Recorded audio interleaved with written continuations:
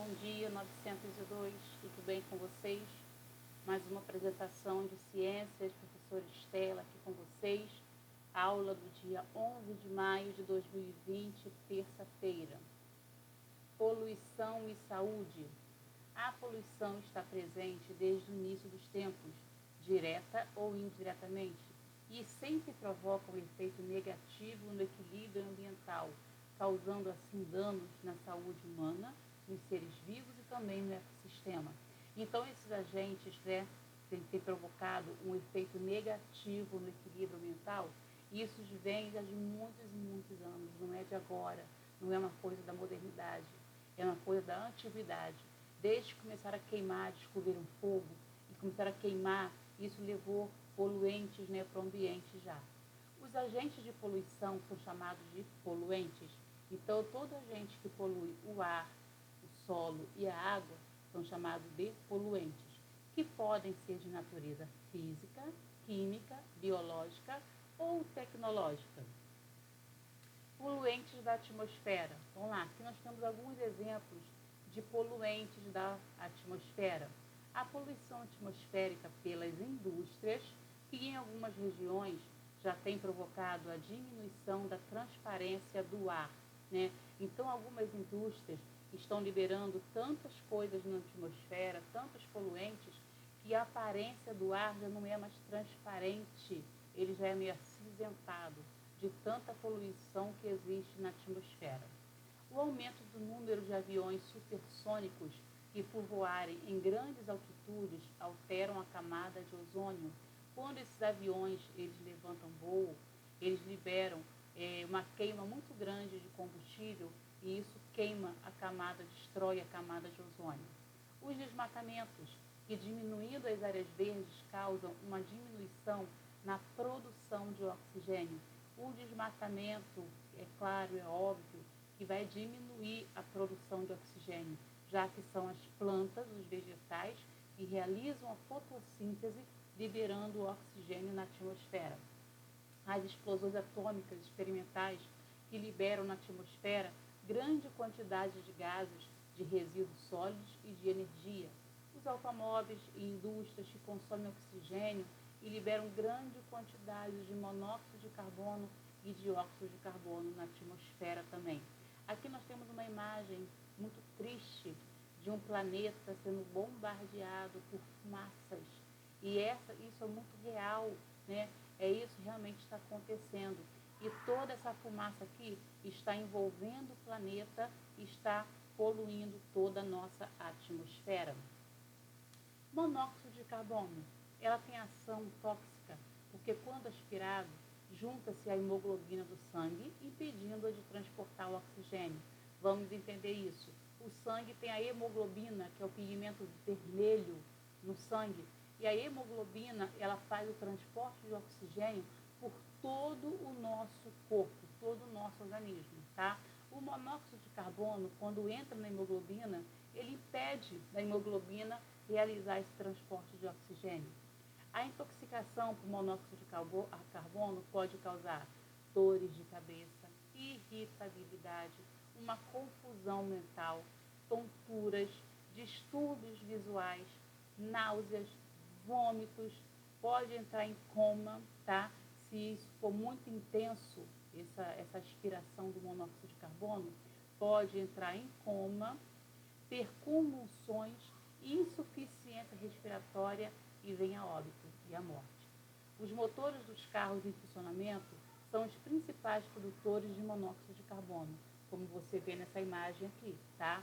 Isso aqui são tudo canos de descarga dos carros que liberam essa fumaça nada mais é do que fuligem e monóxido de carbono. Gás carbônico ou dióxido de carbono. Em pequena quantidade é útil na atmosfera para as plantas na fotossíntese. Em excesso, pode determinar o aumento da temperatura na atmosfera. O gás carbônico ou dióxido de carbono é bom na atmosfera, na dose certa, na dose exata, na quantidade exata. E a nossa natureza ela é tão perfeita que ela já tem essa dosagem correta, que é necessário para as plantas realizarem a fotossíntese. Mas quando ela tem excesso, provoca um aumento da atmosfera. Dióxido de carbono e os óxidos de nitrogênio são produzidos pela combustão do carvão e dos derivados do petróleo. Provocam irritação e lesão das mucosas das vias respiratórias, edema pulmonar e hemorragias. Clorofluorcarbonetos, os principais responsáveis pela destruição da camada de ozônio. Em consequência, tem-se o aumento da radiação ultravioleta. Então, vamos lá. O clorofluorcarbonetos, que são CF6, tá? Eles estão nos aerosóis, tá? E nos equipamentos de refrigeração. Tudo isso aqui é liberado na atmosfera, sobe e destrói a camada de ozônio. Destruindo a camada de ozônio, a radiação do Sol, que é a ultravioleta, penetra no planeta e atrapalha todo o nosso ecossistema. Fumaça é constituída por partículas sólidas, líquidas e gasosas. Quando inalada, afeta principalmente os pulmões, podendo causar asfixia e morte. Além das fumaças emitidas pelas indústrias, queimadas e incêndios, há a fumaça produzida pelos fumantes. Nela se encontram nicotina, monóxido de carbono, benzopireno, alcatrão e fuligem. Além de responsável por grandes doenças respiratórias, cardiovasculares e câncer, o cigarro também deixa marcas na pele, nas unhas e nos cabelos, comprometendo a aparência das pessoas.